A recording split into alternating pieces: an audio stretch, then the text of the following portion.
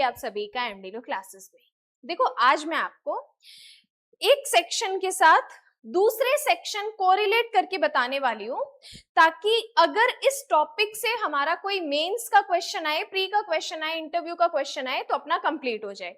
अब जैसे मैं टॉपिक की बात कर रही हूं कि सेशन कोट, जो सेशन कोट होता है उसकी पनिशमेंट के बारे में। देखो, यहाँ पे जब हम बात करते हैं सेक्शन 22 किसकी, बीएनएसएस की।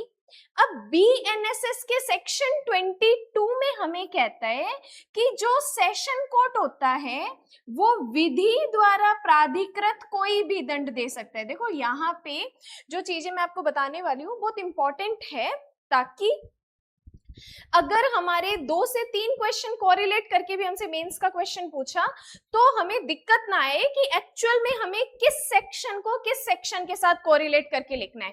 तो यहाँ पे जो क्लास है बहुत इंपॉर्टेंट रहने वाली है, इसको आप आराम से रिलैक्स होके समझेंगे तो आपका एक मेंस का टॉपिक, प्री का टॉपिक, इंटरव्यू का टॉपिक कंप्लीट हो जाएगा।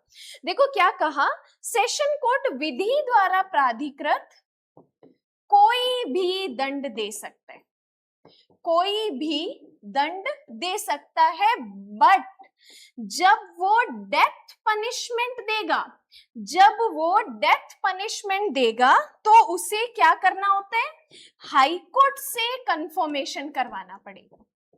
हाई कोर्ट से कंफर्मेशन मतलब पुष्ट करवाना पड़ेगा। अब 22 ने तो हमें सिंपल ये चीज कह दी कि सेशन कोर्ट विधि द्वारा प्राधिकृत कोई भी दंड दे सकता है। विधि द्वारा प्राधिकृत इन द सेंस क्या हुआ कि चाहे डेथ पनिशमेंट है हमारे कानून में वो दे सकता है, एलआई की पनिशमेंट है, कोई भी इम्प्रिजनमेंट की है, कोई भी संपत्ति के संपहरण की है, जुर्माने का दंड है, सामुदायिक सेवा का दंड है, ये इनमें से कोई भी पनिशमेंट है ये वाला कोर्ट जो है दे सकता है। बट जब डेथ पनिशमेंट ये देगा तो इसके पनिशमेंट तो ये दे सकता है, लेकिन इसके एग्जीक्यूशन से पहले, मतलब किसी व्यक्ति को अगर सेशन कोर्ट ने डेथ पनिशमेंट दी है तो फांसी पर लटकाने से पहले उन्हें क्या करना पड़ेगा, हाई कोर्ट से कंफर्मेशन मींस पुष्ट करवाना पड़ेगा। अब यहाँ पे जब हाई कोर्ट से अपने कंफर्मेशन करवाते हैं तो सेशन कोर्ट क्या करता है, मामला हाई कोर्ट को भेजता है। तो अब हाई कोर्ट यहाँ पे कौन कौन सी चीजें कर सकता है, तो वो यहाँ पर ये चीजें मैं आपको बताने वाली हूँ। अब जैसे क्वेश्चन आता है कि सेशन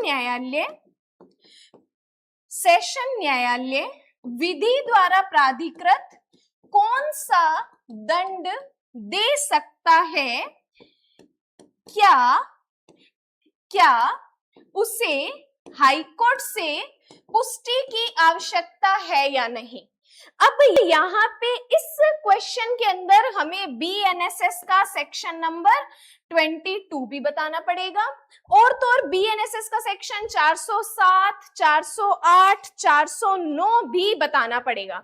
कौन कौन से, 407, 408 और 409। अब कई बार हम चीजें पढ़ते तो हैं लेकिन हमें ये समझ नहीं आता कि इस क्वेश्चन का आंसर हमें कैसे करना है। अब यहाँ पे ये चीज तो आप फिर भी लिख लोगे कि विधि द्वारा प्राधिकृत कोई भी दंड दे सकता है, और विधि द्वारा प्राधिकृत दंड है कौन से तो वो भी हम बता सकते हैं। यहाँ पे फिर सेक्शन 407, 408 और 409 हमें यहाँ पे ये बताता है कि भाई जब सेशन कोर्ट से पुष्टि करवाएंगे तो हाई कोर्ट से पुष्टि करवाएंगे तो अब हाई कोर्ट आगे क्या करेगा। अब यहाँ पे देखो, जब सेशन कोर्ट ने डेथ पनिशमेंट दी तो 407 में हम क्या करते हैं कि उसकी हाई कोर्ट द्वारा पुष्टि करवाते हैं। अब इस डेथ पनिशमेंट को तब तक यहाँ पे एग्जीक्यूट नहीं किया जाएगा जब तक 407 में हाई कोर्ट इसे पुष्ट ना कर दे। पुष्ट का मतलब है सिंपल कि कंफर्म ना कर दे कि यस, जो सेशन कोर्ट है वो आप डेथ पनिशमेंट मतलब किसी व्यक्ति को फांसी पर लटका सकते हो। तो क्या यहाँ पे सिर्फ हाई कोर्ट के पास इतनी पावर है कि वो यस भेजा कंफर्मेशन के लिए, हाई कोर्ट ने कहा यस कंफर्म है, यहाँ पे नहीं। हाई कोर्ट के जब मामला आएगा तो हाई कोर्ट यहाँ पे इन्होंने कहा 407 के अंदर पुष्ट कर सकता है। मतलब जब हाई कोर्ट यहाँ पे अपना कंफर्मेशन लिखता है तो वो कौन से सेक्शन में लिखता है, 407 में लिखता है। लेकिन जब मामला हाई कोर्ट के पास गया तो हाई कोर्ट यहाँ पे क्या कर सकता है, अगर उसे लग रहा है कि मुझे किसी मामले में अतिरिक्त कोई जांच करनी है तो यहाँ पे वो अतिरिक्त जांच भी कर सकता है। अगर उसे लग रहा है कि मुझे कोई अतिरिक्त साक्ष्य लेने हैं, मतलब कि सेशन कोर्ट ने जांच भी की होगी, ट्रायल भी किया होगा, एविडेंस भी लिए होंगे और जजमेंट आया है, लेकिन यहाँ पे हाई कोर्ट को लग रहा है कि यहाँ पे मुझे सेशन कोर्ट की इंक्वायरी के अलावा भी इंक्वायरी करनी है, तो हाई कोर्ट यहाँ पे वो भी कर सकता है कि 407 ने तो कहा पुष्ट कर सकता है, लेकिन हाई कोर्ट यहाँ पे एक्स्ट्रा जांच भी कर सकता है, एविडेंस भी ले सकता है। लेकिन जब 408 में उसने ये सब किया तो यहाँ पे 409 सेक्शन के अंदर अब वो उस पनिशमेंट को पुष्ट भी कर सकता है, मींस कंफर्म भी कर सकता है या बातिल भी कर सकता है। बातिल का मतलब ऐसी कन्विक्शन को, ऐसी दोष सिद्धि को शून्य, जीरो भी कर सकता है। मतलब यहाँ पे ये जरूरी नहीं है कि सेशन कोर्ट ने कंफर्मेशन के लिए भेजा और हाई कोर्ट सिर्फ और सिर्फ कंफर्मेशन करेगा। यहाँ पे हाई कोर्ट उसे कंफर्म भी कर सकता है, उसे बातिल, मतलब आपके बेरेक में या तो बातिल वर्ड लिखा होगा या अभिशून्य वर्ड लिखा होगा, उसको आप थोड़ा इजी पॉइंट ऑफ व्यू से लिख सकते हो, शून्य भी कर सकते हैं। और तो और एक इंटरेस्टिंग चीज, दोष मुक्त भी कर सकता है। क्या कहा? दोष मुक्त भी कर सकता है। वेरी इंटरेस्टिंग चीज है, इंटरव्यू का क्वेश्चन है कि यहाँ पे जब मैटर सेशन कोर्ट ने हाई कोर्ट को भेजा तो हाई कोर्ट के पास और क्या पावर है, तो हाई कोर्ट उसे कंफर्म भी कर सकता है, वॉइड भी कर सकता है, इवन यहाँ पे उसे दोष मुक्त भी कर सकता है। तो देखो यहाँ पे मैंने आपको इस सेक्शन 22 के साथ 407 भी बताया, 408 भी बताया और 409 भी बताया। अब इसी चैप्टर के अंदर हमारे पास सेक्शन 410 भी है, 11 भी और 12 भी है। अब 412 तो सिंपल आपको हाई कोर्ट की पुष्टि के लिए प्रस्तुत मामलों प्रक्रिया सिर्फ हमें टाइटल पॉइंट ऑफ व्यू से पढ़ना है, लेकिन 410 और 411 यहां से भी अपना इंटरव्यू का क्वेश्चन है, इवन हायर जुडिशरी के भी इंटरव्यू के क्वेश्चन है, या जब हम हाई कोर्ट के एज अ जजेस रूप में अपॉइंट हो रहे हैं वहां पर भी हमारे इंटरव्यू के क्वेश्चन हो सकते हैं। लेकिन उससे पहले 410 और 411 से पहले देखो यहाँ पे जो चीजें मैं आपको बता रही हूँ, कोरिलेट करके बता रही हूँ। जब हम अपनी ऑनलाइन या ऑफलाइन क्लासेस करते हैं तो भी हम जो सेक्शन कोरिलेशन की जरूरत है उतने कोरिलेट करते हैं। ऐसा नहीं हर एक सेक्शन को हम कोरिलेट करना जरूरी नहीं है, हम सिर्फ उतने ही कोरिलेशन करते हैं जितना कि हमारे एग्जाम पॉइंट ऑफ व्यू के लिए जरूरी है। अब देखो यहाँ पे इसी तरीके से अगर आप एमडी लॉ क्लासेस की अगर आप मेंबरशिप बाय करना चाहते हो, देखो यहाँ पे एमडी लॉ क्लासेस की दो ही मेंबरशिप है, 59 और 399। ये मेंबरशिप जो है डायमंड मेंबरशिप के नेम से है, ये मेंबरशिप जो है न्याय यात्रा बैच के नेम से। अब देखो यहाँ पे 59 रुपीज, अगर मैं अपने यहाँ पे इसकी वैल्यू देखे तो कोई ऐसी खास वैल्यू है ही नहीं। 60 रुपए हम कहीं भी चलते फिरते खर्च कर सकते हैं, गोलगप्पे खा सकते हैं, कोई भी चीज खा सकते हैं, लेकिन इसी 60 रुपए को अगर आप अपनी स्टडी में इन्वेस्ट करना चाहते हो तो इस 60 रुपए में हमें क्या क्या मिलेगा, और ये जो यहाँ पे आपको चीजें मिलने वाली है वो 1 मंथ तक के लिए मिलने वाली है। मतलब 1 टाइम 59 की इन्वेस्टमेंट है और पूरे 1 मंथ तक हम अपनी स्टडी कंटिन्यू कर सकते हैं।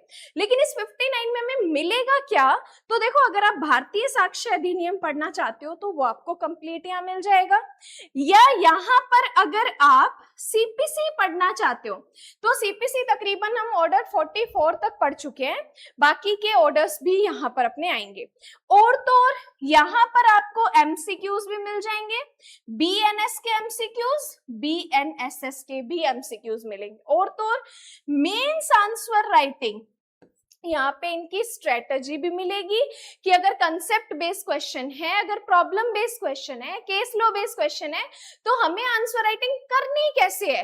तो यहाँ पे आप इस मेंबरशिप को बाय कर सकते हो। जैसे आपका अगर मान लो मेंस का भी पेपर है कोई और आपको समझ नहीं आ रहा कि मैं हर क्वेश्चन की आंसर राइटिंग करूं कैसे, तो आप इस 59 में आप अपनी आंसर राइटिंग के मैनर तरीके को समझ सकते हो।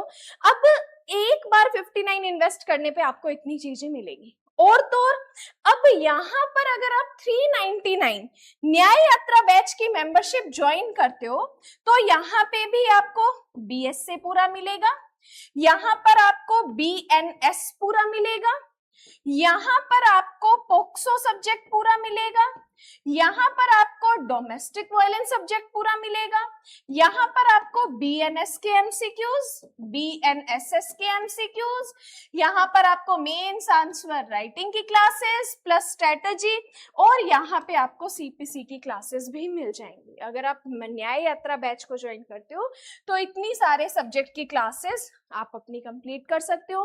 59 की करना चाहते हो तो आपको इतना कुछ पढ़ने को मिलेगा। तो देखो, जो मैं आपकी अपनी मेंबरशिप के चार्जेस है, कोई ज्यादा चार्जेस नहीं है, लेकिन उसमें जो हमें क्लासेस मिल रही हैं वो बहुत इंपॉर्टेंट है। तो आप इन मेंबरशिप को ज्वाइन करके अपनी क्लासेस भी कंटिन्यू कर सकते हो।